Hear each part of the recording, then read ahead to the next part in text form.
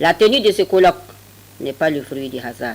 Elle s'inscrit dans le cadre de la Journée internationale de la paix, célébrée chaque année le 21 septembre.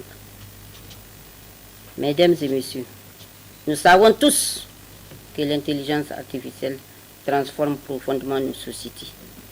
Si elle offre d'énormes opportunités en matière d'innovation et de développement, elle représente également un défi majeur, notamment pour nos États, en facilitant la propagation de la désinformation et des discours de haine. Au Niger, le projet Lafi Kibaru a enregistré des avancées significatives. Des milliers de jeunes, de femmes et de leaders traditionnels ont été mobilisés et formés pour devenir de véritables sentinelles du numérique.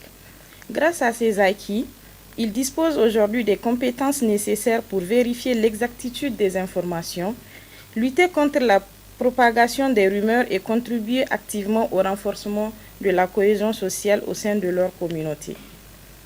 Ce colloque s'inscrit dans la continuité de nos actions et illustre le progrès réalisé dans l'utilisation du numérique comme outil de consolidation de la paix.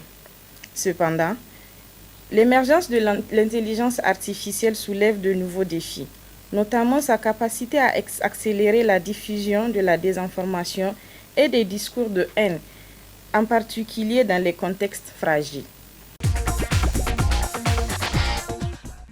Notre rôle n'est pas de contrôler l'information, mais de nous assurer que le débat public repose sur des fondations saines et que l'infrastructure numérique nationale dispose de capacités de défense adéquates.